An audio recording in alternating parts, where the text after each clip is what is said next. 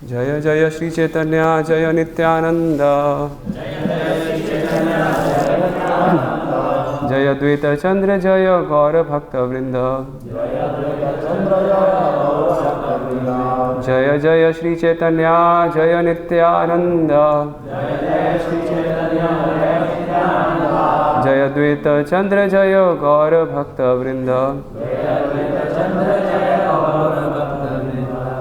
जय जय श्री चैतन्य जय नित्यानंद,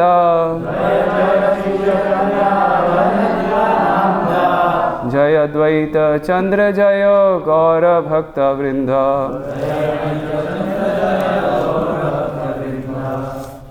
श्री चैतन्य चरितामृत मध्य लीला से पाठ, अध्याय 4, श्री माधवेंद्रपुरी की भक्ति। तो ये प्यार है 178। पुरेर प्रेम पराकाष्ठा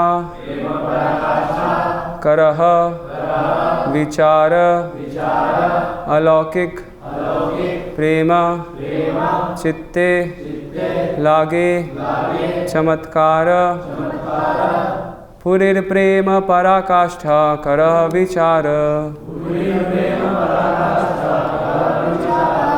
अलौकिक प्रेम चित्ते लागे चमत्कार।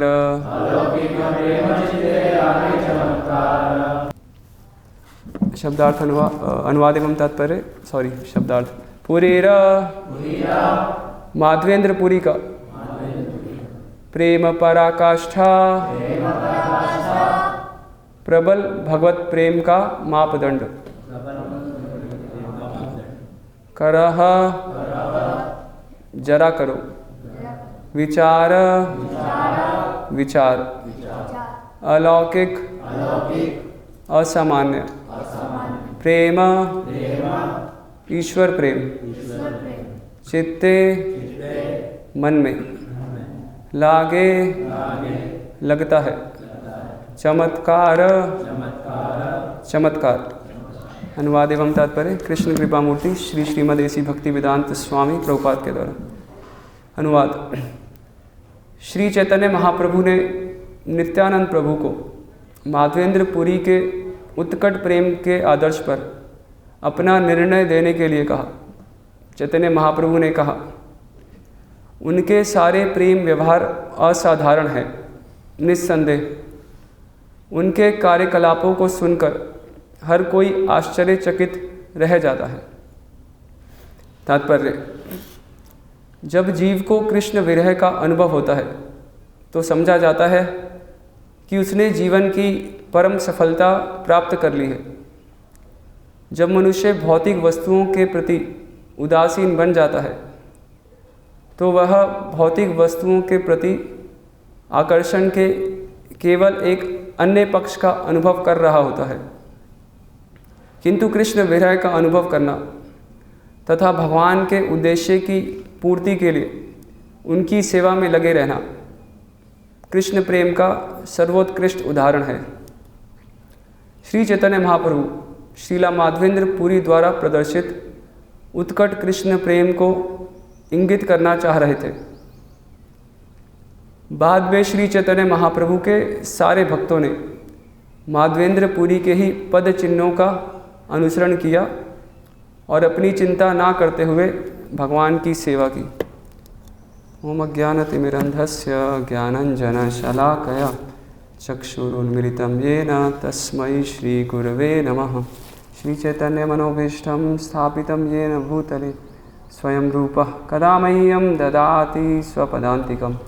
वन्देऽहं श्रीगुरोः श्रीयुतपदकमलं श्रीगुरुन् वैष्णवांश्च श्रीरूपं साग्रजातं सहगणा रघुनाथान्वितं तं सजीवं साद्वैतं सावधूतं परिजनसहितं कृष्णचैतन्यदेवं श्रीराधा कृष्णपादान् सहगणललिता श्रीविशाखान्वितांश्च। नमो ओं विष्णुपादाय कृष्णप्रेष्ठाय भूतले श्रीमते भक्तिवेदांत स्वामिन् इति नामिने। नमस्ते सारस्वते देवे गौरवाणी प्रचारिणे निर्विशेष शून्यवादी पाश्चात्य देश तारिणे। नमो महावदन्याय कृष्ण प्रेम प्रदायते कृष्णाय कृष्ण चैतन्य नाम्ने गौरतुषे नमः।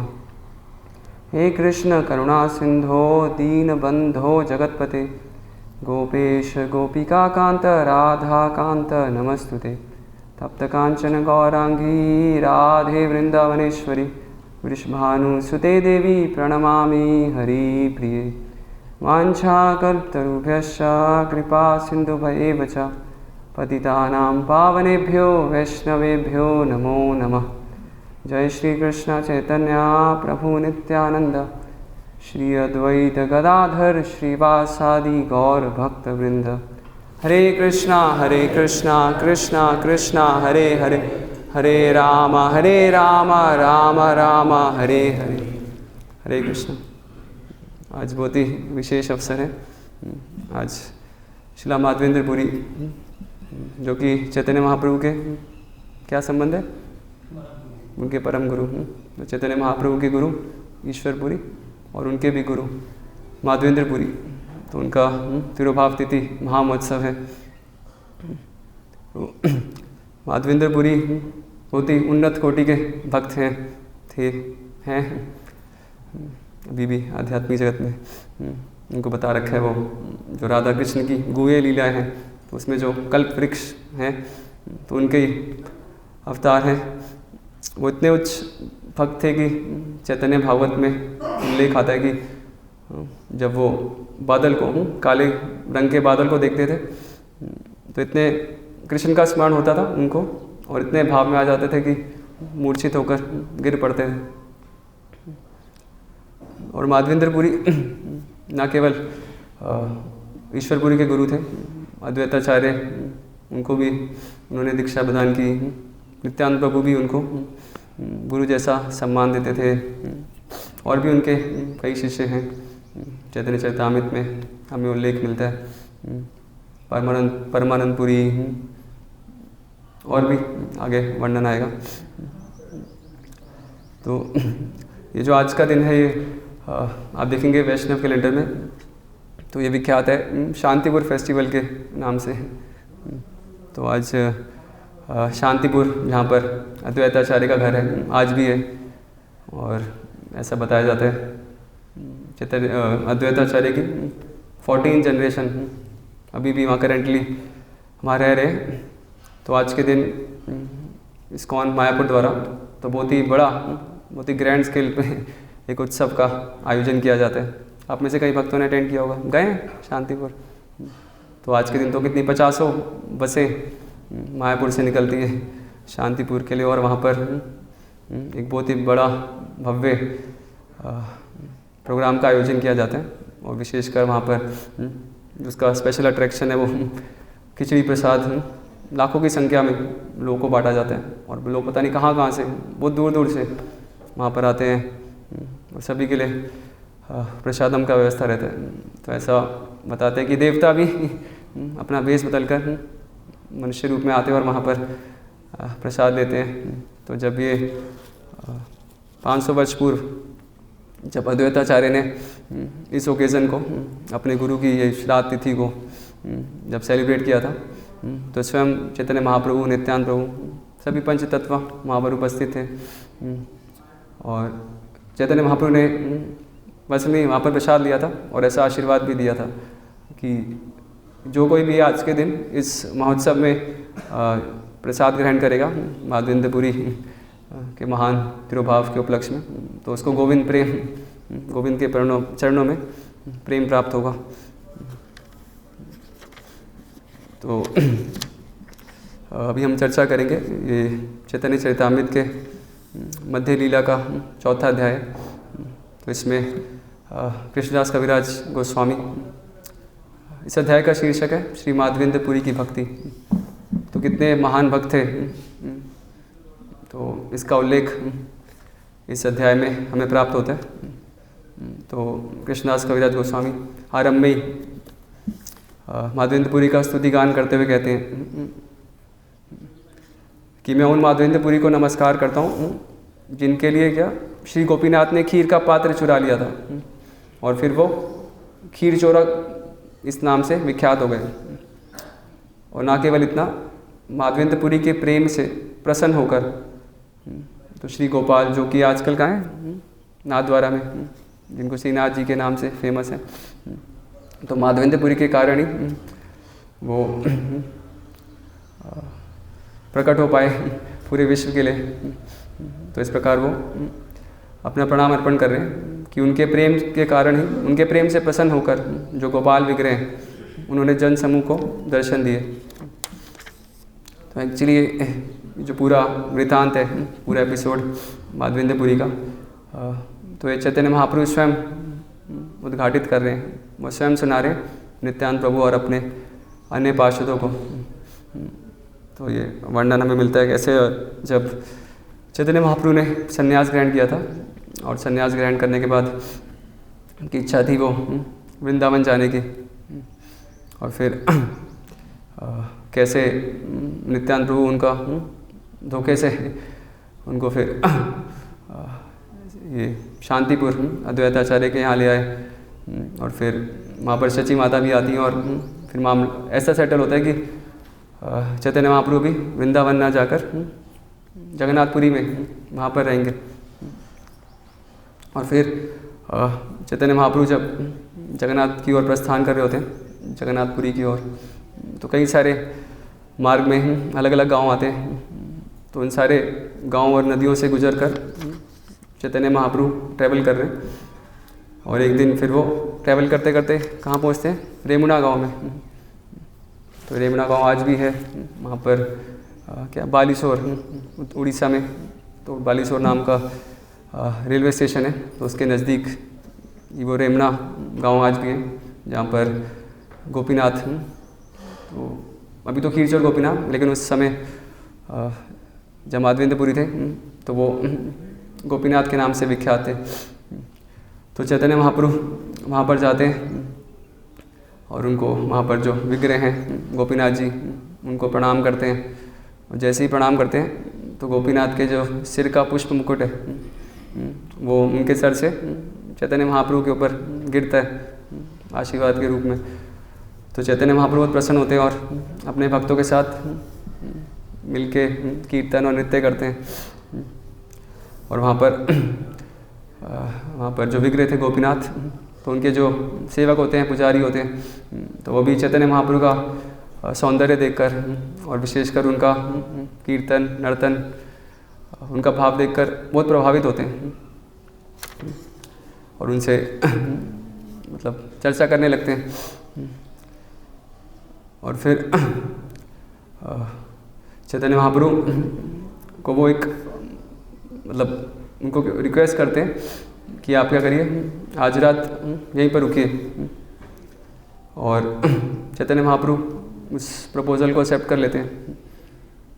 तो इसका एक कारण कृष्णदास कविराज गोस्वामी यहाँ पर बता रहे हैं।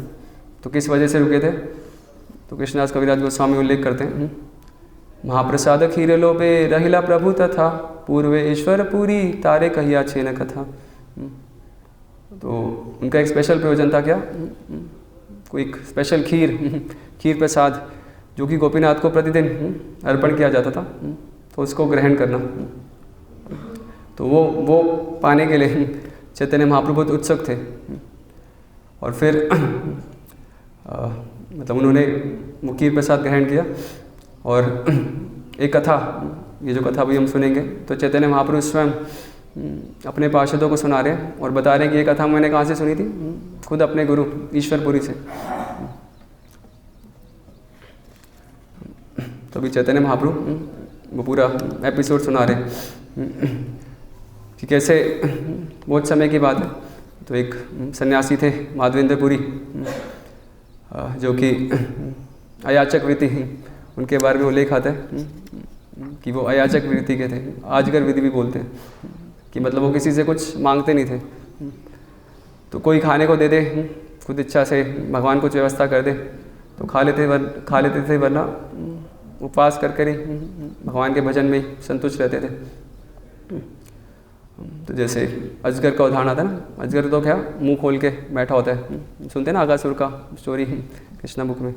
तो कैसे सब ग्वाल बाल उनके मुख में प्रवेश कर जाते हैं, उनको लगता है अच्छा हाईवे है, यहाँ पे थोड़ा एक्साइटमेंट मिलेगा। तो वैसे वाजगर विधि मतलब खुद कुछ प्रयास नहीं करना, तो जो स्वतः भाग्य से प्राप्त हो जाए, भगवान की कृपा से उसमें संतुष्ट रहना। तो ऐसे क्योंकि वो सन्यासी थे तो भ्रमण कर रहे थे बहुत जगह, तो माधवेंद्रपुरी एक बार भ्रमण करते करते वृंदावन पहुँचे, और वृंदावन से फिर वो गोवर्धन जाते हैं, गोवर्धन परिक्रमा करते हैं, और वहीं पर ही परिक्रमा मार्ग में आता है ना गोविंद कुंड। तो गोविंद कुंड में क्या हुआ था जी, फेमस है वहाँ पर, बताइए। हाँ, इंद्र ने जब गोवर्धन लीला हुई थी तो भगवान ने इंद्र का जो अभिमान था उसको भंग किया था, और उसके बाद इंद्र ने सुरभि गाय और ऐरावत हाथी को बुलाकर तो वहीं पर ही उनका अभिषेक किया था। तो उनके अभिषेक से जो जल है वो सब गोविंद कुंड में आज भी प्रेजेंट है। तो वहीं पर ही वो गोविंद कुंड के पास एक वृक्ष है, आज भी है, आप में से कहीं भग गए होंगे, तो आज भी वो प्लेस है जहाँ पर माधवेंद्रपुरी विश्राम करने के लिए एक वृक्ष के नीचे रुके थे। और तो वो मतलब परिक्रमा करने के बाद थक गए थे तो रेस्ट कर रहे थे, और इसी बीच एक ग्वालपाल उनके पास आते हैं और उनसे कहते हैं कि बाबा बाबा ये आप दूध ले लो, ये दूध का पात्र है तो इसे आप ग्रहण करिए। आप किस तरह का आप ध्यान करते हो, कुछ खाते पीते नहीं, मैं आपके लिए लाया हूँ, तो आप इसको ग्रहण करिए। तो पहले जैसे ही माधवेंद्रपुरी ने उस बालक के सौंदर्य को देखा तो बिल्कुल वो बहुत ही आश्चर्यचकित रह गए, उनको बहुत ही परम संतोष प्राप्त हुआ। और जब उनकी मीठी वाणी सुनी तो उनकी भूख प्यास तो वैसे ही चली गई। तो फिर माधवेंद्रपुरी उस बालक से पूछते हैं कि तुम कौन हो, कहाँ रहते हो, तुम्हें कैसे पता लगा मैं भूखा हूँ। तो बालक क्या उत्तर देता है, तो बालक बोलता है मैं तो एक ग्वालपाल हूँ, तो इसी गांव में मैं रहता हूँ और मेरे गांव में कोई भूखा नहीं रहता। तो यहाँ पर कुछ स्त्रियाँ आई थी यहाँ पे पानी भरने, तो उन्होंने आपको देखा और फिर मेरे हाथ ये दूध का पात्र भिजवाया, तो इसको आप ग्रहण करिए। और अभी टाइम हो रहा है शाम का, मुझे गायें धोने जाना है, तो आप इसको रखिए और फिर मैं वापस आके आपसे ये जो पात्र है ये कलेक्ट कर लूँगा। तो ऐसा बोल के वो बालक अचानक ही क्या छूमंतर बिल्कुल अंतर्धान हो जाते हैं। और फिर माधवेंद्रपुरी वो दूध पीते हैं, उस पात्र को धोते हैं और अपने पास रख लेते हैं और वेट कर रहे होते हैं कि कब वो सुंदर बालक, वो चित्त चोर वो कब आएगा और मैं उसको ये रिटर्न कर दूंगा। लेकिन बहुत देर होती है, वो बालक आता ही नहीं है। तो माधवेंद्रपुरी वेट कर रहे हैं, अब आएगा अब आएगा अब आएगा। राम कैसे वो पल के बिछाए बैठते हैं ना कि कब आएगा वो बालक, लेकिन वो तो आ नहीं रहा। तो साथ के साथ वो मतलब खाली टाइम नहीं वेस्ट करते थे, तो साथ के साथ वो हरे कृष्णा चैंटिंग कर रहे हैं और इंतज़ार भी कर रहे हैं बालक का कि वो जल्दी से आए। तो काफ़ी समय होता है और फिर रात्रि आरंभ हो जाती है। तो रात्रि के अंत में थक जाते हैं और उनकी आँख लग जाती है, और उस समय उनको एक स्वप्न आता है, और सपने में वही बालक जो कि दूध उनको दे गया था, तो वही बालक उनके स्वप्न में प्रकट होते हैं। और उनका क्या, माधवेंद्रपुरी का हाथ पकड़कर, सब स्वप्न हो रहे हैं, उनका हाथ पकड़कर उनको गोवर्धन के एक स्थान पे ले जाते हैं जंगलों में, जहाँ पर बहुत बड़ी बड़ी झाड़ियाँ होती हैं, और कहते हैं माधवेंद्रपुरी को कि मैं क्या हूँ, इसी झाड़ियों के नीचे मैं दबा हूँ, मुझे बहुत गर्मी लग रही है। मतलब गर्मियों में, ग्रीष्म ऋतुओं में बहुत गर्मी लगती है, सर्दियों में बहुत जाड़ा ठंड लगती है, बारिश में वर्षा का पानी, तो मुझे बहुत ही कष्ट हो रहा है। तो आप क्या करो, सब गांव वालों को इकट्ठा करो, मुझे यहाँ से निकालो और मुझे इस गोवर्धन पर्वत की चोटी पर स्थापित करो, और मुझे स्नान कराओ बहुत सारे जल से, ताकि ये जो मेरा ताप है, गर्मी है, ये दूर हो। और फिर ऐसा बोलते हैं, मतलब कितना पर्सनल उनका रेसिप्रोकेशन है। तो कह रहे मैं बहुत दिनों से तुम्हारी राह देख रहा था माधवेंद्रपुरी कि कब तुम आओगे और मुझे यहाँ से निकालोगे, मैं वेट कर रहा था, आपसे सेवा लेना चाहता हूँ मैं। और फिर बता रहे हैं कि मेरा नाम क्या है, गोपाल, और मैं गोवर्धन पर्वत को धारण करने वाला हूँ। तो मेरी स्थापना हुई थी वज्रनाभ। तो वज्रनाभ कौन है, कौन है, भगवान के परपौत्र, तो भगवान के पुत्र प्रद्युम्न, उनके पुत्र अनिरुद्ध और उनके वज्रनाभ। तो उन्होंने मेरी स्थापना की थी। और फिर काफ़ी समय तक मेरी सेवा चली। लेकिन जब मुस्लिम्स का अटैक हुआ तो जो पुजारी थे वो मुझे यहाँ पर छिपा के चले गए और आक्रमण के भय से वो तो भाग गए। तो जब से उन्होंने मुझे यहाँ पे छिपा दिया तब से मैं अब तक यहीं पर ही हूँ। तो मुझे बहुत कष्ट हो रहा है। तो अभी आप बहुत ही सावधानी से मुझे यहाँ से बाहर निकालो। तो ऐसा वो सब स्वप्न में हो रहा था।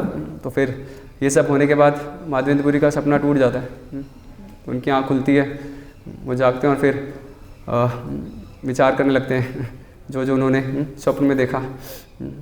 तो सबसे पहले तो उनको क्या पश्चाताप होता है कि भगवान स्वयं, उन्होंने भगवान से सेवा ली ना, भगवान स्वयं उनको ये दूध का पात्र देने आए और वो पहचान नहीं सके। तो इस तरह वो रिपेंट करने लगते हैं, प्रायश्चित। ऐसा भाव रहता है कि मेरे भगवान खुद मुझे हम देखते हैं ये सनातन गोस्वामी और गोस्वामियों के भी जीवन में कि कैसे स्वयं भगवान कृष्ण, राधा रानी उनको सेवा देती थी।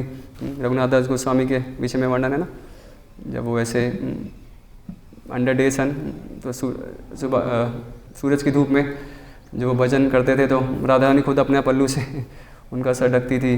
तो एक बार सनातन गोस्वामी को स्वयं राधा रानी क्या वो खीर के इंग्रेडिएंट्स देने आई थी रूप गोस्वामी को, क्योंकि वो सनातन गोस्वामी के लिए एक फीस बनाना चाहते थे। तो ये सब तो सनातन गोस्वामी ने उनको डांटा कि कैसे सेवा ले सकते हो आप उनसे। तो उनको भी ऐसा लगा माधवेंद्रपुरी को कि भगवान स्वयं मुझे सेवा देने आए और मैं उनके साथ कुछ उनका कुछ मैं पहचान भी नहीं सका उनको, तो कितना भागा हूँ मैं। तो उनको पश्चाताप होता है। लेकिन फिर वो विचार करते हैं कि अभी भगवान ने मुझे आदेश दिया है। तो भले ये स्वप्न का आदेश है, लेकिन ये जो स्वप्न है ये भगवान के पार्षद हैं। तो इनके स्वप्न और चेतना में कोई अंतर नहीं। तो भगवान को स्वप्न में भी जो अपनी इच्छा व्यक्त कर रहे हैं। खैर हमें कोई स्वप्न है तो हमें कंफर्म कर लेना चाहिए, ठीक है, एक्ट करने से पहले। लेकिन ये स्पेशल केसेस है, तो इनसे उनका जो स्वप्न है that is as good as being active. तो कुछ समय तक माधवेंद्रपुरी तो रोते रहे कि भाई भगवान मुझे सेवा देने आए और मैं कुछ उन्हें पहचान भी नहीं सका। लेकिन फिर क्योंकि भगवान का आदेश था तो उस पर चिंतन करने लगे और उन्होंने अपने आप को समझाया, शांत किया कि अभी मुझे भगवान की इच्छा पूरी करनी है। तो अपने चित्त को स्थिर किया उन्होंने। तो ये सर्विस कि मुझे अभी भगवान की सर्विस करनी है, इसके लिए मुझे भी प्रिपेयर होना है। तो ये ज़्यादा इम्पॉर्टेंट है। हम देखते हैं ना भक्ति सामने सिंधु में भी उदाहरण प्राप्त होता है। एक भक्त थे जो कि भगवान कृष्ण को वो चामर ढुला रहे थे ना, क्या नाम था किसी को पता है? आई थिंक रक। तो ऐसे चामर ढुलाते तो पूरा वो एक्सेसी में ऐसे भाव में आ जाते हैं कि उनके हाथ से चामर छूटने लगते हैं और वो सही से भगवान को डुला नहीं पाते। तो फिर एकदम अपने आप को प्रताड़ित करते हैं कि अरे मतलब मैं भगवान की सेवा में बाधा बन रहा हूँ, मेरा ये भाव। तो उसको साइड में करते हैं और फिर भगवान की सेवा में फिर से वो चौकन्ने हो जाते हैं। तो ये इम्पोर्टेंट है सर्विस। अभी 2-3 दिन पहले जब परम पूजनीय हलदर स्वामी महाराज आए थे तो हम आज एग्जाम्पल दे रहे थे कैसे दामोदर लीला का, कि जब माता यशोदा कृष्ण को स्तनपान करा रही थी और वो जो दूध था जो कि स्टोव पे वो रखा था वो बल के गिरने वाला था। तो माता यशोदा क्या करती है तुरंत ही तो विचार करती है कि ये जो स्तन का दूध है वो तो बाद में पिलाया जा सकता है, लेकिन वो जो दूध है वो तो गिर जाएगा। तो इसलिए वो भगवान की सेवा के लिए, उनकी सर्विस के लिए उनको भी साइड में कर देती। तो जो भगवान की सेवा है डिवोशनल सर्विस डेट सरपासिस, वो भगवान से ही बढ़कर है उनकी भक्ति। तो उनकी सेवा के लिए भगवान को भी साइड में कर सकते हैं, उनके भक्त करते हैं। तो वो भी मतलब भगवान की सेवा इम्पोर्टेंट है। तो ये वो रियलाइज़ कर मतलब ये अभी उसको अभी इनेक्ट करना है, वो पूर्ण करना है। तो इसके लिए उनके जो भी इमोशंस थे कि भाई मैं भगवान को पहचान नहीं सका, उनसे सेवा ली, तो उसको भी अब कंट्रोल कर रहे हैं। हम देखते हैं प्रभुपाद के जीवन में भी तो ऐसा एक प्रसंग आता है। एक बार प्रभुपाद कहीं विदेश में थे और मतलब वो अराइव हुआ था किसी एक जगह से दूसरे स्थान पर आए और उनका बहुत ही जैसा हम अक्सर देखते हैं वीडियोस में सुनते हैं, तो सब भक्त पूरे एक्सेसी से कीर्तन कर रहे हैं, नाच रहे हैं, गा रहे हैं, उनका वेलकम कर रहे हैं। तो ये सब प्रभुपाद के समय उनके साथ उस समय उनके servant I think Harishauri Prabhu present थे और वो देख रहे थे कैसे भक्त मतलब कितने खुश हैं, इतने एक्सटेसी में प्रभुपाद का वेलकम हो रहा है। तो वो जाते हैं और प्रभुपाद से ऐसा प्रश्न करते हैं कि पूछते हैं कि प्रभुपाद मैं देखता हूँ आप तो कभी कभी यहाँ पर आते हैं और जो भक्त हैं यहाँ पर इतना मतलब कभी कभी आपका संग मिलता है और ये भक्त इतना उल्लास में, इतना एक्सटेसी में, मैं तो 24 घंटे आपके साथ रहता हूँ लेकिन फिर भी मुझे ऐसी एक्सटेसी नहीं मिलती जो इनको कुछ समय मिल रही है। तो प्रभुपाद कहते हैं कि हरि बोल बोल के तो कोई भी ऊपर नीचे कूद सकता है, लेकिन जो असली टेस्ट है वो क्या, सेवा। तो जो असली परीक्षण है एक्सटेसी का वो तो क्या कि हम कितने स्थिर हैं सेवाओं में, कितना स्टेडी है अपनी सर्विसेज में, कितनी हमारी गंभीरता है। तो अभी जो गोपाल का आदेश था स्वप्न में, तो अभी माधवेंद्रपुरी उसका पूरा करने के लिए एक्टिव हो गए। तो अगले दिन स्नान करके सुबह सब गांव में ढिंढोरे पीट देते हैं, मतलब सब गांव वालों को इकट्ठा कर लेते हैं कि चलो चलो गोपाल जी यहाँ पर, उन सबको इकट्ठा करते हैं और ले जाते हैं उसी स्थान में जो उन्होंने स्वप्न में देखा था। और वहाँ पर उनको निर्देश देते हैं कि आप सभी अपनी कुल्हाड़ियाँ ना, क्योंकि जंगल बहुत घना है तो आपको रास्ता बनाना पड़ेगा, तो सब अपने जो भी चॉपर्स हैं तो सब साथ में ले लो। और फिर सब भक्त मिलके, सब गाँववासी माधवेंद्रपुरी के साथ मिलकर वो चलते हैं और वहाँ की सब जंगलों की में मार्ग बनाया जाता है, झाड़ियाँ काट के रास्ता बनता है। और फिर उसी स्थान पर जब खुदाई की जाती है तो वहाँ पर गोपाल जी प्रकट हो जाते हैं। वो देखते हैं वहीं पर अर्चा विग्रह गोपाल जी का, जो कि धूल और गोपीनाथ प्रकट हो गए गोपाल जी से अभिन्न है। तो वहाँ पर उस भूमि में गोपाल जी प्रकट होते हैं, पूरा धूल दूसरित, तो उनको साफ किया जाता है। और फिर जैसा उन्होंने स्वप्न में आदेश दिया था कि मुझे कहाँ स्थापित करना है, शिखर पर, तो इस गोवर्धन की चोटी पर मुझे मेरा मंदिर बनाओ और वहाँ पर मेरी स्थापना करो। तो जब उठाने की बारी होती है तो बहुत भारी होते हैं, तो जो पतले दुबले भक्त हैं वो तो साइड हो जाते हैं पहले और फिर बलिष्ठ भक्तों को बुलाया जाता है खट्टे और फिर वो अर्चा विग्रह को उठाते हैं और माधवेंद्रपुरी के साथ मिलके स्वयं माधवेंद्रपुरी गोवर्धन पर चढ़ते हैं। हालांकि गौड़ी वैष्णव उनको भगवान से अभिन्न मानते हैं तो कभी चढ़ते नहीं, लेकिन यहाँ पर गोपाल जी का आदेश था तो अभी उनको स्थापित करना है, तो उनकी आज्ञा थी, तो इसलिए माधवेंद्रपुरी भी सब भक्तों के साथ मिलकर उस गोवर्धन पर्वत पर चढ़े। और फिर वहाँ पर 2 पत्थर रखे गए, तो एक उनके आसन के लिए गोपाल जी के और दूसरा उनको सपोर्ट ऐसे हो गया, उनको सपोर्ट देने के लिए, सहारे के लिए। और फिर गोविंद कुंड से 900 घड़े जल के भरकर उनका अभिषेक किया गया, उनकी मतलब प्रतिष्ठा, प्राण प्रतिष्ठा की जा रही है। और फिर बिगुल और ढोल बजते हैं और फिर स्त्रियाँ गीत गा रही हैं और वो यहाँ भी होता है ना उल्लू ध्वनि और सब कुछ। तो इस तरह से मतलब पूरा अभिषेक का, तो ये पूरा डिटेल में कृष्णदास कविराज गोस्वामी वर्णन कर रहे हैं कैसे फिर उनका अलग अलग द्रव्यों से पंचगव्य पंचामृत से अभिषेक किया जाता है और उनको अनेक व्यंजन, मिष्ठान, पकवान सब उनको भोग लगाया जाता है, अलग फूलों फलों से, वस्त्र, तो सबका उनको ये सब उन्हें अर्पण किया जाता है। तो एक पूरा अन्नकूट उत्सव वहाँ पे सेलिब्रेट होता है। तो ऐसे मतलब ये जो न्यूज़ थी कि ऐसे गोपाल जी प्रकट हुए हैं, तो ये सब जगह दूर दूर तक फैलने लगती है। तो अलग अलग दूर दूर के गांव से, वृंदावन से लेकर मथुरा तक कितने कितने गांव हैं, तो सब गांव से लोग आते हैं। और जब भी आते हैं तो अपने साथ अलग अलग सामग्री, गेहूँ, चावल, दाल सब लेके, दूध, दही, घी, तो सब कुछ, ये तो उनकी वेल्थ थी, तो सब कुछ लेके आते हैं। और तो रोज़ अन्नकूट मनाया जाता है। तो हम तो साल में एक बार मनाते हैं ना गोवर्धन पूजा वाले दिन, तो वहाँ तो कंटिन्यूस 2 साल तक मतलब ऐसे टर्न वाइज डिवाइड कर लिया जाता है। तो एक दिन एक गांव की बारी, अगले दिन दूसरे गांव की, तो ऐसे 2 साल तक कंटिन्यूस अन्नकूट उत्सव मनाया जाता है। और फिर 2 साल पूरे होने के बाद एक बार फिर माधवेंद्रपुरी को स्वप्न आता है। तो बहुत ही सुंदर कृष्णदास कविराज गोस्वामी उल्लेख कर रहे हैं, गोपाल कहे पुरिया मार ताप नाही जाय, मलय अजर चंदन लेप तबे से जुड़ाए, मलय अज आन जाया नीलाचल हईते, अन्य हईते नहीं तुम्हें चला त्वरिते।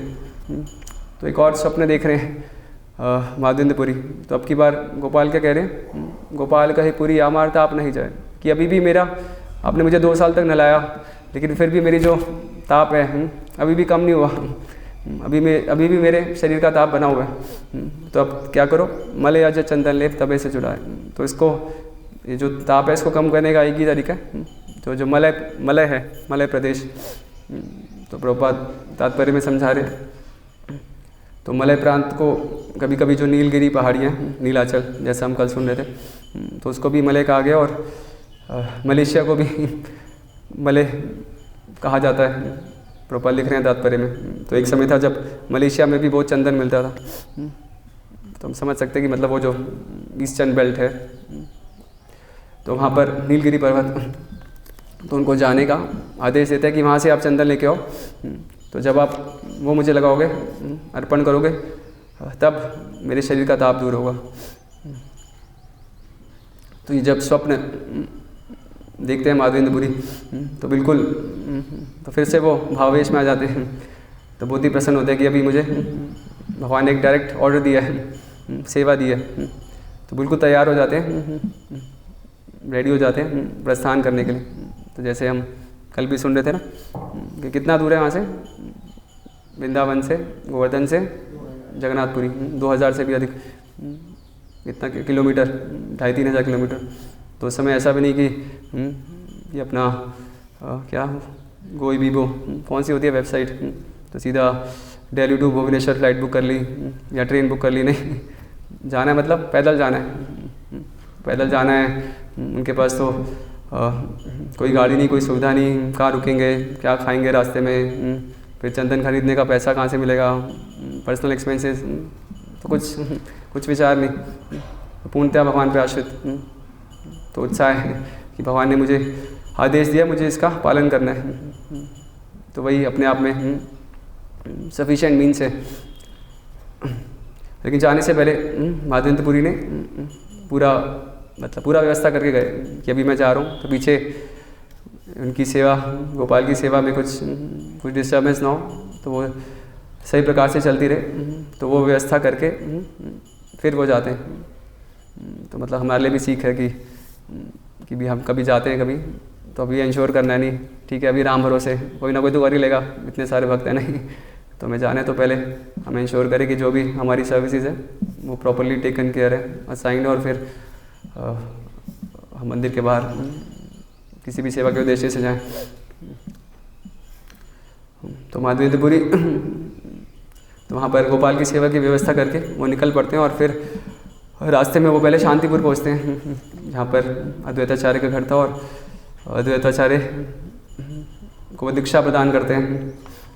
और फिर उसके बाद फिर और आगे निकल जाते हैं। फिर आगे जाते आते फिर जो नेक्स्ट हॉल्ट उनका आता है वो कहाँ, रेमुना। तो वहाँ पे रेमुना में उस समय मतलब वहाँ पर गोपीनाथ जी के विग्रह तो बहुत ही विख्यात थे। तो वहाँ पर आते हैं, उनका दर्शन करते हैं, माधवेंद्रपुरी गोपीनाथ जी का कीर्तन करते हैं, नृत्य करते हैं। और मतलब वहाँ का जो मंदिर का प्रबंधन था, तो उनका मैनेजमेंट देख के माधवेंद्रपुरी को ऐसा विचार आता है कि मतलब यहाँ पर सब फर्स्ट क्लास होता होगा, क्योंकि बहुत अच्छा मैनेजमेंट है। तो यहाँ पर जो भोग अर्पण होता है गोपीनाथ जी को, तो वो भी बहुत ही एक ग्रेड का A+ क्वालिटी का होता होगा। तो इसलिए वो उनकी जानने की इच्छा होती है कि यहाँ पर क्या क्या भगवान को भोग लगाया जाता है, किस उद्देश्य से, ताकि फिर मैं जब वापस जाऊँ तो गोपाल को भी ये सब मैं सामग्री भोग अर्पण कर सकूँ। तो इसलिए वो वहाँ पर जो पुजारी होता है उनसे पूछते हैं कि यहाँ पर गोपीनाथ जी इनको क्या क्या आइटम आप भोग लगाते हैं। तो फिर ब्राह्मण बताते हैं, हाँ ये पूरा मेन्यू विस्तार पूर्वक उनको बताते हैं। अच्छा सुबह ये जैसे आप शेड्यूल बना रहे हैं ना, तो वैसे इस दिन इस टाइम पे ये लगेगा, तो ऐसे अलग अलग प्रकार के भोग भगवान को लगाए जाते हैं। लेकिन एक बहुत स्पेशल आइटम है जो संध्या के समय गोपीनाथ जी को 12 मिट्टी के पात्रों में एक खीर लगाई जाती है, जो बहुत ही स्पेशल खीर है, जो कि तीनों लोकों में कहीं नहीं मिलेगी ऐसी खीर। और उसका टेस्ट कैसा, अमृत जैसा, तो इसलिए इसका नाम क्या है, अमृत केली। तो ये जो अमृत केली खीर है बहुत ही फेमस थी रेमुना में। रेमुना की खीर थी और हर जगह फेमस थी। तो हम देखते हैं ना कई धाम के अलग अलग प्रसाद फेमस होते हैं। जगन्नाथपुरी का क्या खाजा फेमस, और तिरुपति का क्या लड्डू भग जाते हैं, तो तिरुपति का लड्डू फेमस है। इस्कॉन जुहू का क्या वो स्वीट समोसा फेमस है। तो यहाँ पर भी कुछ फेमस होना चाहिए। तो उनके भविष्य में कुछ फेमस करेंगे। इस्कॉन भोपाल का ब्रांड लोग आएंगे स्पेशली वो आइटम के लिए।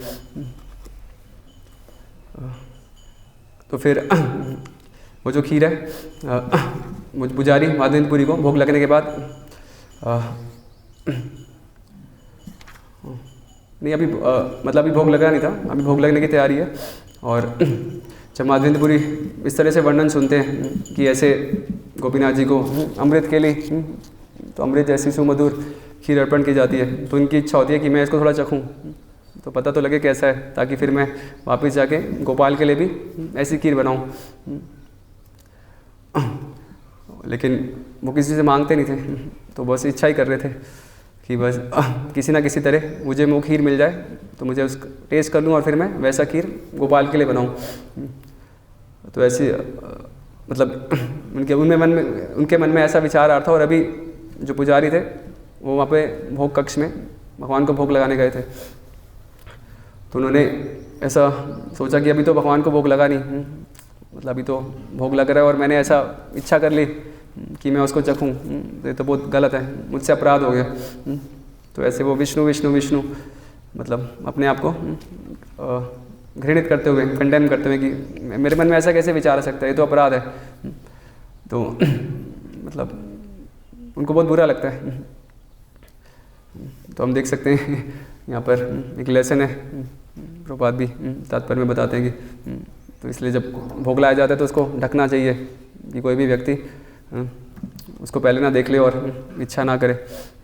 और सभी को सतर्क रहना है, जो कुकिंग कर रहे हैं, पुजारी हैं, तो जब तक भगवान को भोग नहीं लगा तब तक हमारे में उसको ग्रहण करने की इच्छा भी नहीं होनी चाहिए।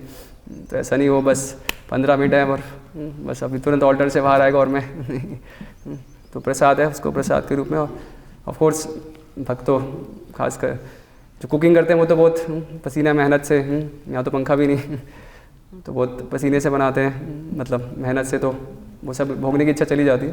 लेकिन पुजारी को तो और कॉशियस रहना, पुजारी को तो सब बना बनाया मिल जाता है, उनको तो खाली ट्रांसफ़र करना और भोग लगाना है। तो इसलिए मतलब सबको हमें ध्यान देना कि वो भगवान के निमित्त बनाए, उनकी ठाकुर जी के लिए भोग है, और जब भगवान इसको ग्रहण करेंगे फिर प्रसाद रूप में उसको हम स्वीकार करेंगे अपने आध्यात्मिक नरिशमेंट हेतु। और फिर मतलब वहाँ पर भोग लगने के बाद आरती होती है, और आरती अटेंड करने के बाद माधवेंद्रपुरी वहाँ से चले जाते हैं। कुछ किसी को कुछ बोलते नहीं है, मतलब अभी उनकी वो, हालांकि उनकी इच्छा थी पहले खीर चखने की, लेकिन अभी जब उनको ऐसा भाव आया कि भगवान के खाने से पहले ही मैंने ऐसा कैसे विचार कर लिया, तो अपने आप को अपराधी समझते हुए वहाँ से प्रस्थान कर जाते हैं।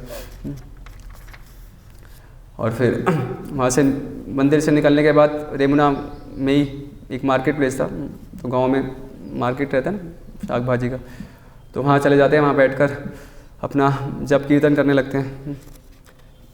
और फिर वहाँ जो मंदिर के पुजारी हैं वो गोपीनाथ को रेस्ट करवा देते हैं और सोने चले जाते हैं। और अभी एक और सपना आता है, तो अभी किनको सपना आ रहा है, पुजारी को, जो गोपीनाथ के पुजारी थे। तो उनके स्वप्न में गोपीनाथ आते हैं और बोलते हैं, उठा पुजारी कर द्वार विमोचन, खीर एक राखी आची सन्यासी कारण। हे पुजारी उठो और मंदिर का द्वार खोलो। तो मैंने एक खीर का पात्र माधवेंद्रपुरी के लिए रख लिया। तो ये कहाँ मैंने छुपा के रखा है इसको, कहाँ, पर्दे के पीछे, ऐसी जगह छुपाया है कि तुम जब भोग निकाला था तो तुम ढूंढ नहीं पाए थे, लेकिन अभी मैं आपको बता रहा हूँ। तो आप वहाँ से कलेक्ट करो और जाके किसको देके आओ, माधवेंद्रपुरी जो कि बाज़ार में बैठे, तो खीर का पात्र तुम जाके उसको देके आओ। तो जैसे ही पुजारी की आँख खुलती है, स्वप्न पूरा होता है, वो तुरंत खड़े हो जाते हैं और स्नान वान करते हैं और फिर भगवान के कक्ष में प्रवेश करते हैं। तो देखते हैं वाकई पर्दे के पीछे एक खीर का पात्र भगवान ने छिपा के रखा था। तो वहाँ पर उस प्लेस को क्लीन करते हैं, पोछा लगाते हैं और फिर वो पात्र लेके तुरंत दौड़ते हैं। खीर लया ए चार नाम माधवपुरी, तो माँ लागी गोपीनाथ खीरे कैला चूरी। तो कहते कौन कौन है माधवेंद्रपुरी, जिसके लिए तुम्हारे लिए गोपीनाथ ने खीर चुराई है। ये चोरी का पात्र जो कि गोपीनाथ ने आपके लिए चुराया, तो इसे आप ग्रहण करो। तो ऐसे चिल्लाने लगते हैं, कौन कौन है माधवेंद्रपुरी। तो तीनों लोकों में आपसे भाग्यशाली व्यक्ति कौन हो सकते हैं। तो जब अपना नाम सुनते हैं माधवेंद्रपुरी कि कौन मुझे पुकार रहा है, तो उनके पास जाते हैं और पुजारी को हाँ बोलते हैं, हाँ कि भाई मैं हूँ, बताओ। तो तुरंत वो पुजारी उनके हाथ में वो खीर का कटोरा देते हैं और उसी समय दंडवत उनके आगे फ्लैट हो जाते हैं। कितने महान भक्त जिनके लिए स्वयं गोपीनाथ स्वयं भगवान ने खीर चुराई है, तो इनसे महान कौन हो सकता है। तो तुरंत उनको दंडवत प्रणाम करते हैं और पूरा सुनाते हैं कि ऐसे ऐसे गोपीनाथ ने ये आपके लिए भिजवाया, उन्होंने आपके लिए कल खीर चुराई थी और अभी मेरे स्वप्न में आया और कहा कि आपको मैं दे के आऊँ। और फिर माधवेंद्रपुरी तो पहले तो जब उनको पता लगता है कि गोपीनाथ ने इस प्रकार उनके लिए खीर चुराई है, तो उनके मतलब वो पूरा भावावेश में आ जाते हैं। इतना कृतज्ञ अनुभव करते हैं कि कैसे मुझ जैसे तुझ के लिए भगवान चोरी कर रहे हैं, और कौन सा भगवान का ही है, लेकिन वो मतलब मैं तो योग्य हूँ और वो उतनी कृपा मुझ पे प्रदर्शित कर रहे हैं। और तुरंत फिर वो जो पुजारी थे वो तो माधवेंद्रपुरी को वो खीर का पात्र देके चले जाते हैं और फिर बहुत ही भावावेश में माधवेंद्रपुरी वो जो खीर है अमृत के लिए उसको ग्रहण करते हैं। तो जब वो पूरी खीर खा लेते हैं तो उस पात्र को धोने के बाद उसको तोड़ देते हैं, और तोड़ने के बाद क्या उसको एक कपड़े में बांध लेते हैं और रोज़ थोड़ा थोड़ा वो जो पात्र का जो मिट्टी का पात्र है, तो रोज़ थोड़ा थोड़ा उसको तो समझ सकते हैं ना कितना स्पेशल स्वयं भगवान ने उसको चुराया है, तो वो पात्र भी कैसे जाने देंगे। तो रोज़ थोड़ा थोड़ा वो उस एक एक खंड उसका एक टुकड़ा उस मिट्टी के पात्र का खाया करते थे। तो हम देखते हैं ऐसा चैतन्य महाप्रभु के भी बारे में आता है ना, जब वो गए थे कुमारहट ईश्वरपुरी का जो जन्म स्थान था, तो वहाँ से भी वो मिट्टी भर के लाए थे और प्रतिदिन वो धाम की धूल को ग्रहण किया करते थे। और फिर माधवेंद्रपुरी खीर ग्रहण करने के बाद ऐसा विचार करते हैं कि भाई जब कल सुबह होगी तो सब लोगों को पता लगेगा, न्यूज़ तो फैल जाती है ना, तो सब जगह जब ये बात फैल जाएगी कि गोपीनाथ ने मेरे लिए खीर चुराई है, तो यहाँ तो सब अनुयायियों की लाइन लग जाएगी, तो लोग तो पूरा भीड़ इकट्ठी हो जाएगी, मेरे पास आएंगे, तो मुझे तो नहीं चाहिए ये सब ख्याति। तो ऐसा सोचकर रातों रात ही वो माधवेंद्रपुरी मतलब वो मंदिर तक में नहीं जाते इस भय से, वो उसी स्थान पर मार्केट में ही जिस स्थान पे थे तो वहीं पर ही दूर से ही गोपीनाथ जी को प्रणाम करते हैं और वो रेमुना छोड़कर चले जाते हैं कहाँ, जगन्नाथपुरी। और जगन्नाथपुरी पहुँचते हैं तो वहाँ पर जगन्नाथ जी के दर्शन करते हैं, कीर्तन नृत्य करते हैं। लेकिन ये जो उनकी ख्याति थी कि उनके लिए खीर चुराई गई है गोपीनाथ द्वारा, तो ये प्रसिद्धि तो रेमुना से कहाँ जगन्नाथपुरी तक पहुँच चुकी होती है। तो इसी भय से कि उनको प्रतिष्ठा ना मिले, भक्त को प्रतिष्ठा नहीं चाहते ना, उनके लिए तो बहुत बड़ी बाधा है पूजा लाभ प्रतिष्ठा। तो उसी भय से वो उस स्थान को छोड़ के रेमुना छोड़ के जगन्नाथपुरी आ जाते हैं। लेकिन उनका जो फेम था कि ऐसे उनके लिए भगवान ने खीर चुराई है, तो वो ख्याति पीछे उनके पीछे भी चली जाती है एक अनुचरी की तरह। तो कृष्णदास कविराज गोस्वामी उल्लेख कर रहे हैं माधवपुरी श्रीपाद आइला लोक hele ख्याति, सब लोग आसी तारे कहे बहु भक्ति। तो सब लोग जिस भीड़ से बचना चाहते थे और इसलिए उन्होंने रेमना छोड़ा, तो वो सब भीड़ कहाँ पे इकट्ठी हो गई? जगन्नाथपुरी में। तो सब माधवेंद्रपुरी का स्वागत सत्कार करने लगे, उनको तरह तरह से सम्मान देने लगे। तो असली प्रतिष्ठा, तो प्रतिष्ठा जो है ख्याति देवी, वो खुद शुद्ध भक्तों के पीछे पीछे अनुचरी की तरह चलना चाहती। बिलमंगल ठाकुर भी जैसा बताते ना, मुक्ति मुकुटलांते सेवते आसमान, ये मुक्ति देवी भी भक्त के द्वार पे खड़ी है हाथ जोड़कर। तो वैसे सब प्रसिद्धियाँ भी शुद्ध भक्ति सेवा में तत्पर रहती। तो कृष्णदास कविराज गोस्वामी लिखते हैं कि अपनी प्रतिष्ठा के भय से माधवेंद्रपुरी रेमना छोड़कर चले गए, किंतु भगवत प्रेम द्वारा प्रदत्त प्रतिष्ठा इतनी उत्कृष्ट है कि वे भक्त के साथ साथ जाती है, मानो उसका पीछा कर रही हो। तो ये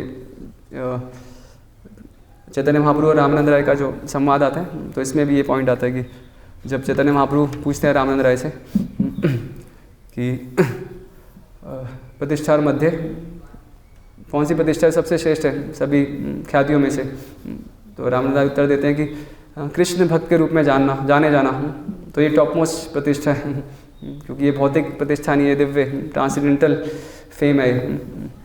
तो हालांकि भक्त फेम नहीं चाहते, लेकिन ये जो प्रतिष्ठा है वो भगवान उनके भक्तों की सेवा के लिए उनके पीछे पीछे चलती है। तो फिर माधवेंद्रपुरी ने विचार किया कि मतलब उनको तो ख्याति नहीं चाहिए थी, तो सोचते हैं कि भाई मैं यहाँ से भी चला जाता हूँ, लेकिन अभी इसको यहाँ तो स्थान को तो छोड़ नहीं सकते, क्योंकि यहाँ तो उनको यहाँ पर आए किस लिए थे? भगवान की आज्ञा पालन करने के लिए। तो उनका तो पूरा मीछा नहीं खत्म हो जाएगा। तो गोपाल जी ने कहा था उनको पुरी से चंदन लाने के लिए, तो अगर यहाँ से चले जाएंगे तो फिर गोपाल की आज्ञा कैसे पूरी होगी? तो इसलिए उनको तो वहाँ रहना ही था। लेकिन उस प्रतिष्ठा का प्रयोग कैसे किया गया? भगवान की सेवा में। तो माधवेंद्रपुरी ने, क्योंकि अभी उनका सब नेम फेम स्प्रेड हो गया था, तो उन्होंने जितने भी भक्त थे वहाँ पर सबको इकट्ठा किया और ऐसे ऐसे पूरा कथा बताया कि ऐसे गोपाल जी प्रकट हुए गोवर्धन में और उन्होंने मुझे आदेश दिया कि मैं यहाँ से चंदन लेके आऊँ। तो सब जब भक्तों को ये पता लगता है तो बहुत ही खुश हो जाते हैं, तो सब व्यवस्था कर देते हैं। हाँ, कितना चंदन चाहिए बताओ, कितना टन? तो सब चंदन कर्पूर सब व्यवस्था कर देते हैं। और कुछ उनमें से कुछ ऐसे लोग भी थे जिनकी ऊंची पहचान थी सरकार के साथ। तो उन दिनों क्या था, ये मतलब चंदन तो वैसे ही महंगा होता है, तो पूरा गवर्नमेंट कंट्रोल था चंदन कर्पूर पे। तो इसलिए अभी वहाँ से लेके जाना है तो अलग अलग जगह, जैसे हम कल सुन रहे थे ना, वो चुंगी वाले टैक्स कलेक्टर होते हैं, टोल वाले, तो उनसे भी छूटना पड़ेगा ना, वरना वो अपना तंग करेंगे, अपना पैसा ऐंठेंगे। तो इसलिए जो जिनका पहुंच थी सरकार तक, तो उन्होंने रिलीज पेपर्स भी, तो सरकारी कागजात भी दिलवा दिए माधवेंद्रपुरी के हाथ में कि आप पेपर दिखा दोगे तो आप बहुत ईजिली आप टोल क्रॉस कर लोगे। और इतना भी नहीं, तो उनको एक भाई चंदन कैरी करना डिफ़िकल्ट होगा, तो उनको असिस्टेंट भी दे दिए, एक ब्राह्मण और एक सेवक दे दिया, और कुछ खर्चा वर्चा होगा तो पैसे भी दे दिए। मतलब वो उस महान भक्त की तो सेवा करना चाहते ही थे ना, जिसके लिए गोपीनाथ जी ने खीर चुराई, गोपाल जी इनके स्वप्न में आए। तो सारा जो उनकी प्रतिष्ठा थी वो सब का प्रयोग हो गया भगवान की सेवा में, तो बहुत ईजिली उनका सब सामग्री मिल गई। तो उनको खर्चा करने के लिए पैसे मिल गए, चंदन मिल गया, कपूर मिल गया, कैरी करने के लिए सेवक मिल गए, टोल क्रॉस करने के लिए वो सरकारी कागजात मिल गए, तो सब कुछ मिल गया। तो फिर वहाँ से फिर जगन्नाथपुरी से माधवेंद्रपुरी निकल पड़ते हैं और वापस अभी आ रहे हैं गोवर्धन की तरफ। तो रास्ते में फिर रेमुना आता है, तो रेमुना में आते हैं और फिर गोपीनाथ जी को प्रणाम करते हैं, कीर्तन नृत्य करते हैं। और फिर पुजारी तो उनको पहचान जाते हैं, अरे ये तो वही माधवेंद्रपुरी हैं, तो उनके लिए बढ़िया सा अमृत के लिए लाते हैं, उनको खिलाते हैं। और फिर उसी रात को माधवेंद्रपुरी वहीं पर विश्राम करते हैं गोपीनाथ मंदिर में। और रात के समय उनको स्वप्न आ रहा है, तो कौन से नंबर का स्वप्न है? तीसरा नंबर। तो पहले स्वप्न में कौन आए थे? गोपाल आए थे, जिन्होंने बताया था कि मैं यहाँ पर दबा हुआ हूँ, मुझे यहाँ से निकालो। फिर सेकंड स्वप्न में फिर आए गोपाल जी और क्या कहने लगे, चंदन मेरे लिए चंदन लेके आओ जगन्नाथपुरी से। तो अभी वापस चंदन लेके जा रहे हैं और अभी तीसरी बार उनको स्वप्न आ रहा है। स्वप्न में गोपाल जी आ रहे हैं और वो क्या कह रहे हैं, गोपाल आशिया कहे सुन हे माधव कर्पूर चंदनामी पाइला मैं सब। तो माधवेंद्रपुरी को स्वप्न में गोपाल कह रहे हैं कि ये जो आपको चंदन और कपूर प्राप्त हुआ है, कर्पूर सहित घसी यही सब चंदन गोपीनाथ अंगे नित्य करह लेपन, ये जो आप कपूर और चंदन है ये सब आप गोपीनाथ को लेप लगा दो। तो जो आप मेरे लिए लाना चाह रहे हो तो आप ये जो इसका प्रयोग करो गोपीनाथ की सेवा में। तो गोपीनाथ को जब अर्पण किया जाएगा तो मेरे शरीर का भी टेम्परेचर ऑटोमेटिकली डाउन हो जाएगा, मुझे भी शीतलता मिल जाएगी। इसलिए आप ये जो लेप लेके आए हो चंदन कपूर का, तो इसको आप गोपीनाथ जी को ही अर्पण कर लो। और ये मतलब ऐसा स्वप्न के बाद उनकी नींद खुल जाती है और फिर माधवेंद्रपुरी जो गोपीनाथ के सेवक थे वहाँ पर उन सबको बुलाते हैं और उनके सामने जब आ जाते हैं तो ऐसा बताते हैं कि ये सब चंदन और कपूर मैं लाया हूँ।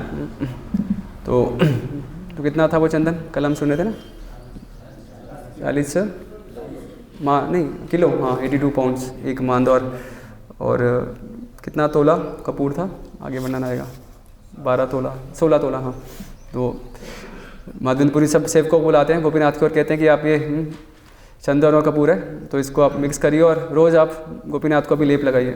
तो पुजारी तो बहुत खुश, अच्छा भाई गर्मी का मौसम और बढ़िया फर्स्ट क्लास चंदन मिल गया तो बहुत अच्छा है। तो बहुत ही खुशी खुशी वो प्रपोजल एक्सेप्ट कर लेते हैं और फिर डेली गोपीनाथ जी को जिस तरह का चंदन का लेप लगाया जाता है। और गोपाल कहते भी हैं कि पूरा फिनिश करके आना, मेरे लिए कुछ मत लाना। तो पूरे जब तक स्टॉक खत्म नहीं आता गोपीनाथ को अर्पण करना, उनको आप लगाओगे तो मुझे शीतलता मिल जाएगी। तो प्रतिदिन इस तरह यमुना में गोपीनाथ को लेप लगाया जाता है और माधवेंद्रपुरी खुद उसका व्यवस्था करते हैं। मतलब 2 सेवक देते हैं कि आपको हेल्प करवाएंगे, इनका खर्चा भी मैं उठाऊंगा। तो गोपीनाथ जी को इस प्रकार डेली चंदन का लेप अर्पण होता है। आज प्रसाद पारण का टाइम थोड़ा लेट है तो 5-10 मिनट एक्सटेंड कर सकते हैं। तो इस तरह ये जो पूरा वृत्तांत है चैतन्य महाप्रभु स्वयं सुना रहे। तो कृष्णदास कविराज गोस्वामी उल्लेख कर रहे हैं, श्री मुखे माधवपुरे अमृत चरित भक्त गणे सुनाए प्रभु करे आस्वादित। तो चैतन्य महाप्रभु ने स्वयं माधवेंद्रपुरी के जो अमृतमय गुणों की प्रशंसा की और वो अपने भक्तों को सुना रहे थे और साथ के साथ खुद इस वृत्तांत का आस्वादन कर रहे थे। और फिर चैतन्य महाप्रभु नित्यानंद प्रभु से कह रहे हैं कि आप खुद ही बताइए, प्रभु कहे नित्यानंद करह विचार पूरी सम भाग्यवान जगते नहीं यार। तो कह रहे नित्यानंद प्रभु को आप खुद बताओ कि माधवेंद्रपुरी से कोई भाग्यशाली हो सकता है। तो इनका आप सौभाग्य तो देखो कि खुद अगर हम रिकैप करें तो कैसे खुद भगवान ग्वाल बाल के रूप में उनको पहले तो क्या दूध का पात्र देने आए हैं, तो पर्सनली भगवान उनको दूध दे रहे हैं। फिर उनके स्वप्न में आए, 1 बार 2 बार नहीं 3 बार उनके स्वप्न में आए और क्या किया, उनके लिए खीर का पात्र चुरा लिया। मतलब इस इतने महान भक्त कोई हो सकता है क्या इनसे बड़ा भाग्यशाली। जार प्रेमे वच हया प्रकट हैला सेवा अंगीकार करी जगत तारिला। तो माधवेंद्रपुरी के प्रेम के वशीभूत होकर भगवान कृष्ण है वो गोपाल के रूप में प्रकट हुए और उनसे ही सेवा स्वीकार करने के लिए गोपाल जी ने, श्रीनाथ जी ने सारे जगत का उद्धार किया। जार लागी गोपीनाथ खीर कैला चोरी अतएव नाम हैला खीर चोरा करी। तो पहले जब माधवेंद्रपुरी गए थे उस समय जो रेवना में बिगड़े थे उनका नाम गोपीनाथ के नाम से प्रख्यात है। लेकिन ये पूरा एपिसोड जब हुआ तो उसके बाद उनका नाम क्या पड़ जाता है, खीर चोरा, खीर चोर गोपीनाथ। तो अभी वर्णन करें कि ऐसा मतलब जो गोपाल जी थे उन्होंने पहले तो मेहनत करवाई। मतलब उस समय तो माधवेंद्रपुरी मतलब कितनी एडवांस एज थी उनकी और ऐसा भी नहीं उनको 100 कदम जाके चंदन मिल जाना था। तो कहाँ 2500 किलोमीटर 2-3 किलोमीटर उनको पहले ट्रैवल करवाया। और जब वो सब पूरा व्यवस्था करके आए तो रेमना में पहुँचे और अभी बोलते हैं कि भाई लाने की आवश्यकता नहीं है, बस उनको अर्पण कर दो तो हो गया। तो कृष्णदास कविराज गोस्वामी उल्लेख कर रहे हैं, देश देशे कर्पूर चंदन आनिते झुंझाल, पूरी दुख पावे इहा जानिया गोपाल। तो उस समय क्या सब मुस्लिम गवर्नमेंट थी, तो मुसलमानों का शासन था, तो ट्रैवल करना बहुत कठिन था, और वो भी चंदन के साथ। तो जहाँ पर पूरा गवर्नमेंट रेगुलेशन है, तो इस समय एक प्रांत से दूसरे प्रांत तक वो भी चंदन लेके ट्रैवल करना तो बहुत ही कठिन मुश्किल था। तो बहुत ही असुविधा कष्ट हो सकते थे माधवेंद्रपुरी को।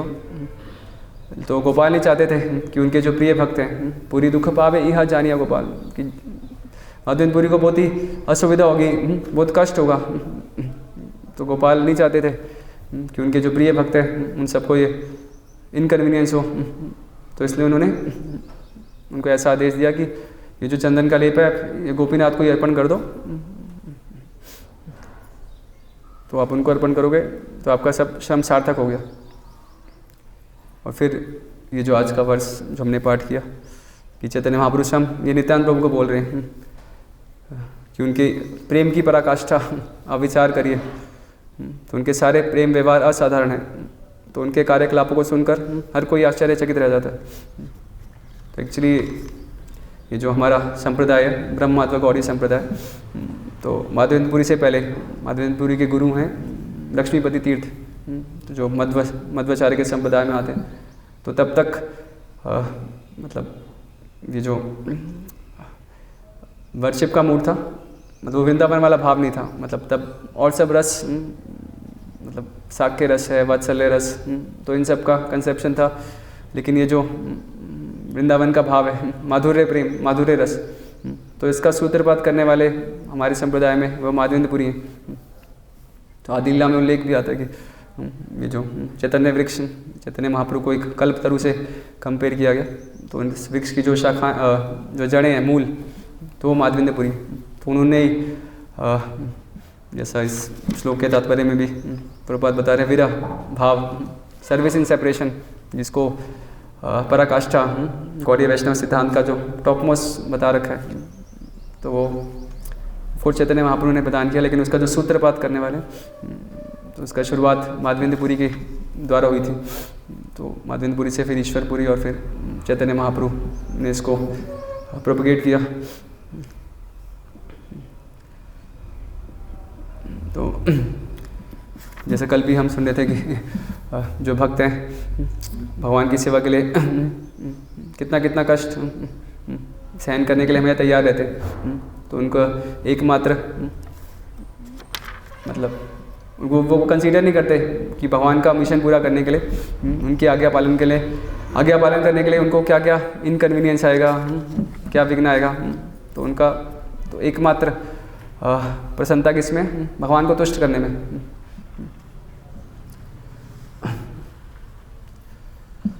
तो अभी जो पूरा एपिसोड है वो कृष्णदास कविराज गोस्वामी समराइज कर रहे हैं। तो 5 मिनट हम इसको पाठ करेंगे। हे न जन गोपाले आज्ञामृत पाया, सहस्र क्रोश आसी बोले चंदन मागिया। तो जैसे ही गोपाल जी का दिव्य आदेश मिला, तो चंदन पाने के लिए, चंदन एकत्र करने के लिए माधवेंद्रपुरी 1000 मील की यात्रा करने के लिए निकल पड़े। तो उन्होंने कभी विचार नहीं किया हम कहाँ से मैं खाऊंगा, वो कहाँ रहूँगा।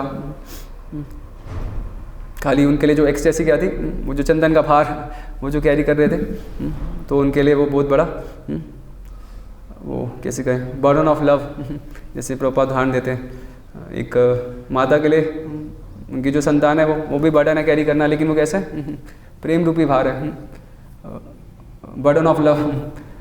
तो ऐसे भक्तों के लिए जैसे यहाँ पर माधवेंद्रपुरी, आगे कृष्णदास कविराज गोस्वामी लिख रहे हैं, माने के चंदन तोला विश्व के कर्पूर, गोपाले पराई बाई आनंद प्रचुर। तो वो अपने निजी सुख सुविधा की चिंता न करते हुए माधवेंद्रपुरी 1 मन चंदन और 20 तोला कपूर, तो 82 पाउंड चंदन और 8 आउंसेस कपूर वो गोपाल के लिए उठा के ला रहे थे। तो उनके लिए दिव्य आनंद था। तो उनके लिए खाने को मिलेगा नहीं मिलेगा, कहाँ रहूँगा, तो वो आनंद नहीं था। आनंद का विषय क्या था कि मैं गोपाल जी के लिए ये सब कैरी कर पा रहा हूँ। तो हम देखते हैं भक्त भी जब इस किसी भी प्रकार सेवा में जुड़ते हैं तो कितना कितना उनको आनंद मिलता है। तो एक बार इस ग्रेस गोकुल चंद प्रभु बता रहे थे कि ऐसे ही सेलम में एक भक्त थे, उनको एक बार दान में कितना आई थिंक 50 किलो से भी बड़ा राइस का बोरा किसी ने दान दिया, और वो पूरा बोरा ऐसे उठा के उनकी कमर भी मतलब पूरी झुक गई थी, और वो आ रहे हैं और इतनी बड़ी स्माइल मतलब एक दिव्य आनंद कि आज तो जैसे पूरी दुनिया जीत ली। तो बहुत आनंद मिलता है क्योंकि वो भगवान की सेवा ट्रांसेंडेंटल है, वो कोई भौतिकवादी व्यक्ति इसको समझ नहीं सकते। अभी कुछ समय पहले हम रायपुर में थे, तो वहाँ पर पुस्तक वितरण मैराथन में कर रहे थे। तो मुझे याद आता है कैसे एक बार आचार्य प्रभु आप ही बता रहे थे कि वो मतलब उनको भागवतम किसी को देना था, कन्विंस कर रहे थे, और एकदम आए गाड़ी में, और पहले तो फाइल भागे भागे आए और फाइल लेके गए, फिर थोड़ी देर बाद आए और फिर भागवतम सेट ले जाने के लिए। तो जनरली भागवतम कैरी करना थोड़ा तो डिफ़िकल्ट रहता है, उसका अच्छा खासा वेट है, और प्रभु जी की एज भी आई थिंक 50 अराउंड होगी। तो ट्रॉली ढूंढने में समय लग रहा है, तो फटाफट भागवतम सेट कंधे पे उठाया और भाग के गए और देने के लिए। तो देखते हैं जब मतलब भक्तों को मतलब वो बर्डन ऑफ लव है। मुझे याद है एक बार काफ़ी साल पहले अहमदाबाद में किन्हीं को इंग्लिश का भागवतम सेट दिया था। आई थिंक वो तो हैवीएस्ट होगा, उससे ज़्यादा तो कोई हैवी हो नहीं सकता ना इंग्लिश भागवतम। तो एक व्यक्ति को दिया, और मतलब वो व्यक्ति अच्छा मतलब जवान लड़का था और अच्छा खासा बॉडी था। तो जैसे ही मैंने उनको दिया, और तो थोड़ी देर उसने उठाया, और थोड़ी देर बाद तो पसीने आने लगे। मतलब गाड़ी तक उनको कैरी करके ले जाना था, तो उनके लिए कठिन था, और मैंने कहा लो मुझे ही दे दो, हमें तो हैबिट है। तो एक बार हम हाँ जयपुर में पुस्तक वितरण कर रहे थे, तो वहाँ पर एक भक्त थे, और मतलब ऐसे ही मैराथन का समय था, तो पूरा सर्दी का सीज़न होता है, तो दोपहर के समय तो धूप होती है, तो भक्त अपना स्वेटर वेटर उतार के जैकेट उतार के डिस्ट्रीब्यूशन में लग जाते हैं। लेकिन अभी जैसे जैसे शाम होगी तो ठंड तो बढ़ेगी, दिसंबर, वो भी जयपुर में तो अच्छी खासी ठंड पड़ती है। लेकिन रात शाम हो गई, सूरज ढल गया, रात हो गई, लेकिन अभी भी वो एक कुर्ता ही पहना हुआ है हाफ स्लीव का। तो उनको इतना आनंद आ रहा है, दिव्य आनंद भगवान की सेवा में, कि फिर उनको वाहन नहीं मतलब उनको परवाह नहीं कि प्रसाद भी लेना है या कुछ कपड़ा भी ढकना भी है। तो ये मतलब ये असली माधवेंद्रपुरी के चरण चिन्हों में चलने का प्रयास है ये सब। तो प्रभुपाद जी ने हमें ये जो इतना महान मिशन दिए, तो ये सब जो पूर्ववर्ती आचार्यों के द्वारा प्राप्त धरोहर है, तो उनके फुटस्टेप्स में फॉलो करने का तो एक अवसर इस मिशन में सेवा करके हमें प्राप्त होता है। तो आज बहुत ही विशेष अवसर है। आज के दिन माधवेंद्रपुरी का तिरोधान उत्सव मनाया गया है। तो हमें प्रार्थना करनी चाहिए कि जितना मतलब उनके बारे में उल्लेख है कि वो कृष्ण प्रेम में मतलब इतना कृष्ण प्रेम से पूरे प्रचुर थे, पूरा भंडार थे, मतलब इतना उनके हृदय में भगवान के प्रति प्रेम था कि उनको क्या दिन है क्या रात है, क्या खाना है नहीं खाना, सोना है नहीं सोना, तो इतना प्रेम की पराकाष्ठा। तो उनके हृदय में जो पूरा भंडार है कृष्ण प्रेम का, तो उसकी कुछ ड्रॉप्स, कुछ बूंदे हमें भी उनकी कृपा से प्राप्त हो सके, और हम भी प्रयास कर सके प्रभुपाद जी के द्वारा दिए गए इस मिशन में कुछ कंट्रीब्यूट करने का, उनके चरण चिन्हों में चलने का। तो यहीं पर ही हम विराम देते हैं। श्री माधवेंद्रपुरी तिरुभाव तिथि महामहोत्सव की जय। श्री माधवेंद्रपुरी पाद की जय। जगत गुरु श्री प्रभुपाद की जय। निताय गौर प्रेमानंदे हरि बोल।